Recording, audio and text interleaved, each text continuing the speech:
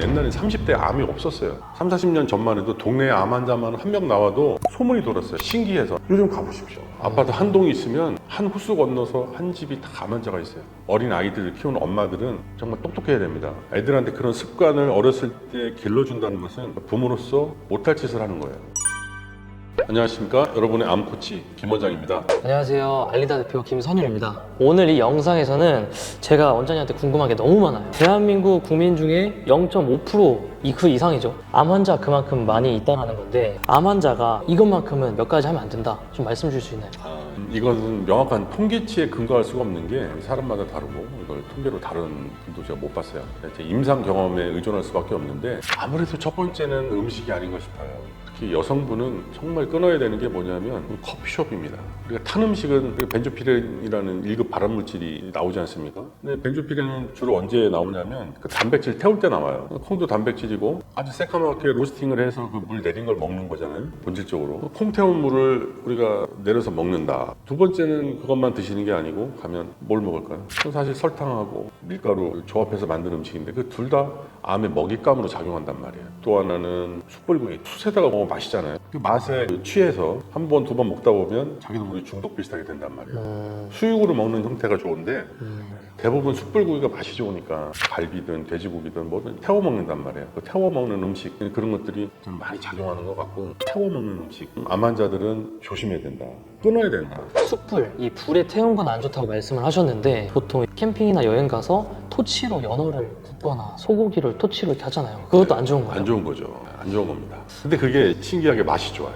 그러니까요. 진짜 이게 제 와이프는 토치로 안 하면은 아예 음식을 못 먹더라고요. 보통 암이 세포 하나가 1cm가 돼야 암으로 판정이 되거든요. 이 세제곱평방미터가 되려면은 10년 정도 걸려요. 즉 하나의 생활 습관이 10년 정도 지나면 병으로 고착화가 된다는 얘기예요. 한두 번 먹는 거는 상관이 없겠지만 그 습관이 들은 사람들은 정말 조심해야 된다. 그리고 특히 어린 아이들을 키우는 엄마들은 정말 똑똑해야 됩니다. 애들한테 그런 습관을 어렸을 때 길러준다는 것은 부모로서 못할 짓을 하는 거예요. 이게 10년이라고 말씀하셨는데, 제가 30이니까 30 캠핑을 좋아하는 사람인데, 예를 들어서 10살 아이가 있어요. 네. 그럼 10년 동안 캠핑을 다니면서 토치에 구워주고 하면 10년 지나면 저의 애는 20살이 되잖아요. 그렇죠. 그러면 아까 말씀하신 게 10년 되면 암세포 1cm가 된다고 하셨는데 연관이 굉장히 크겠네요. 아니, 연관성이 높아요. 그래서 옛날에 30대 암이 없었어요. 3, 40년 전만 해도 동네에 암 환자만 한 명 나와도 소문이 돌았어요. 신기해서. 요즘 가보십시오. 아파트 한 동이 있으면 한 호수 건너서 한 집이 다 암 환자가 있어요. 맞아요. 제가 지인분들 중에서도 환자분이 되게 많은 것 같아요. 우리나라 사람들이 첫 번째 끊어야 되는 게 불맛을 잊어야 된다. 음식에 불맛을 가하면 특유의 향이 나고 맛이 있어지는데, 그 불맛에 한번 중독이 되면 그 사람은 계속 거기에 끄달려가게 돼 있어요. 특히 어린아이들한테는 그런 습관을 길러주면 안 됩니다. 전자레인지에 데펴 먹든가 삶아 먹는 게 좋다. 두 번째는 뭐가 있을까요? 두 번째는요, 과식입니다. 몸무게 어느 정도 되실까요? 전 74kg입니다. 그러면은 하루에 단백질을 한 50에서 60g 정도가 적당해요. 한 300g을 먹었다. 50g까지는 보약이 되지만 그 넘어가는 250g은 배출을 해줘야 돼요. 독으로 작동한단 말이에요. 그러니까 뭐가 좋다 그래서 그걸 왕창 먹는 것은 아무 의미 없는 행동이다. 차라리 그럴 바에는 모자라게 먹는 게 낫다. 모자랄 때는 나한테 해가 될 확률이 없지만 넘으면 다 해가 된다. 이걸 명심하세요. 특히 암 환자들은 단백질 섭취가 되게 중요하거든요. 대부분 수육이나 탕으로 끓여 먹든가. 그 대신 좀 모자라네요. 드시는 게 낫다. 오늘 말씀을 꼭 드리고 싶어요. 세 번째는 뭐가 있을까요? 지나친 식이요법에 대한 공포심이 있어요. 최고의 식이요법은 내가 식이요법을 한다는 생각 없이 해야 되는데, 식이요법 자체가 스트레스에 걸리게 돼. 어떤 환자분들은 와보면 건강보조식품 30개를 갖고 와요. 뭘 먹어야 될지를 모르겠다는 거예요. 어쩌다가 이렇게 되셨습니까 하면은, 암 환자들은 유튜브를 많이 보시더라고요. 인터넷, 주변 지인 이게 소개로 이거 좋다더라. 그럼 사는 거야. 하다 보면 이게 몇십 개가 되는데 한 3, 40개가 섞여서 먹으면 보조식품 간에 상충작용이 일어나는지 상승작용이 일어나는지를 아무도 몰라요. 최고의 식이요법은 식이요법으로부터 해방이 돼야 된다. 그러면 해방이 돼야 된다고 말씀하셨는데, 어떤 게 좀 좋은 해방법이라고 생각하세요? 그래요. 좋은 질문이에요. 그러니까 내가 평생을 해야 될 식이요법이라고 가정을 한다면 내 입맛에 안 맞는 거 먹기 정말 힘들어요. 저 같은 경우는 어렸을 때 멸치를 먹다가 체해가지고 지금도 멸치를 잘 못 먹어요. 이걸 내가 고치려고 한다면 정말 힘든 거예요. 자기한테 트라우마가 있는 음식은 안 되는 거예요. 나한테 맞지 않는 음식은 그렇죠. 최대한 지양하는 게 맞다. 그 스트레스가 또 작동을 해요. 이걸 먹어야 된다는 스트레스 강박. 그것과 싸우지 마시고 그 비슷한 성분 중에서 비슷한 기운을 가진 음식들 중에 다른 걸 찾으면 돼요. 예를 들면 고기는 나는 싫다. 그런 사람 콩으로 대체하면 돼요. 콩이 싫다 그러면 뭐 다른 걸 먹으면 되고. 단백질이 거기에만 있는 건 아니잖아요.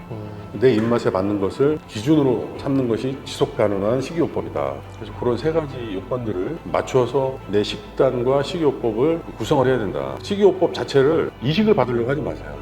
이제 유튜브나 이런 데 보면 이런 뭐 케톤식이니 버슨 요법이니 미식요법 엄청 많아요. 그런 것들을 자기를 끼워 맞추려고 하지 말고 거기에서 아이디어를 얻어서 전문가랑 상의를 해서 자기한테 맞는 식단을 완성을 시키고 그 식단을 내가 즐길 수 있게 맛있게 먹을 수 있도록 습득을 하셔가지고 평생을 꾸려가셔야 된다. 자생력을 키우시라는 얘기죠. 아, 그럼 제가 마지막으로 궁금한 게 요즘에 게임이나 운동할 때 지면은 진짜 스트레스 받아서 암 걸린다 이런 말 많이 하잖아요. 스트레스랑 암이랑 또 연관이 있나요? 엄청 많죠. 두 번째가 음식 다음으로 저는 스트레스라고 보는데, 이제 한의학에는 우리 몸과 마음의 관계를 설정해주는 개념들이 많아요. 저는 이 부분을 가지고 연구를 많이 했어요. 스트레스가 도대체 암에 어떤 영향을 주는지. 말은 쉽죠. 환자한테 와서 마음 편히 잡수세요. 스트레스를 받지 마세요. 그건 하나만 하는 얘기잖아요. 그 기전을 알려드리고 이 스트레스 발생 요인들을 어떻게 제거하는지 두 가지로 나눠서 말씀을 드리면, 첫 번째로 스트레스 발생 요인은요, 대부분 가까운 지인하고 관계가 큽니다. 매일 보는 사람, 요 사람에서 발생할 확률이 최고 높아요. 특히 자기가 좋아하는 사람, 좋아해야 하는 사람, 특히 여자분들은 시부모, 시댁, 남편, 자식 대부분 이 안에 있습니다. 이런 것들이 가장 커요. 남자분들은 거의 대부분 사업이에요. 직장에서 받는 스트레스. 큰 사업을 하신 사장님들도 제 환자로 많이 오셨는데 심한 분은 700억을 손해를 봤어요. 암에 안 걸리겠어요? 진짜 그건 안 걸리겠네요. 매일매일 그것 때문에 잠이 안 오고 술 드시고, 얼굴은 항상 웃는 얼굴이지만 속은 썩어 들어간다고. 그게 암의 원인이 되는 거예요. 어떤 분들은 직장 상사, 직장 부하, 별거 아닌 것 같은데 매일 이렇게 엉키는 거야. 원활하게 소통이 안 되고 짜증이 막 섞이다 보면 그것 때문에 암이 오는 경우도 꽤 많더라. 스트레스도 진짜 중요하군요. 그런 부분들은 본인이 이제 개척을 해나가야 됩니다. 저는 웬만하면 회피요법을 써요. 그냥 하지 말아라. 부딪혀서 자꾸만 그걸 이겨내려고 하지 마시고 졌다고 생각하시고 도망가라 이거죠. 두 번째는 우리 한의학에 아주 자세히 기술이 돼 있어요. 암은 담음이라고 하는 노폐물을 먹고 자랍니다. 담음은 암의 먹잇감이에요. 그럼 이 담음은 어떻게 생기느냐면 대부분 심포, 우리가 심포를 잘 써야 된다 그러잖아요. 심포라고 하는 장부에서 만들어져요. 심포는 심장의 열을 기반으로 해서 작동을 하는데, 포는 찐다는 뜻이에요. 거기에서 적당히 쪘을 때는 우리 몸에 침이나 타액 같은 액, 그다음에 혈, 피 이런 걸로 만들어지지만 열이 너무 과하게 되면 그것이 노폐물화가 되는 거예요. 필요 이상으로 열을 받아서 담음으로 바뀌는 거예요. 그래서 그 담음을 제거를 해줘야 돼요. 지속적으로 암 먹잇감을 내 몸에서 만들어내고 있는데, 내 마음에서 분노, 좌절, 스트레스, 우울 이런 것들이 다 담음의 원인이 된단 말이에요. 스트레스 관리도 진짜 중요하겠네요. 그렇죠. 특히 자기하고 싸우지 마세요. 내가 왜 그랬을까? 내가 왜 돈을 빌려줬을까? 내가 왜 이 부서로 왔을까? 그냥 용서하고 잊어버리세요. 암 환자분 혹은 암과 연관되어 있는 분들한테 이것만큼은 꼭 지키고 하면 안 된다를 제가 궁금한 걸 다 해소시켜 주셨는데 너무 유익한 컨텐츠였었던 것 같습니다.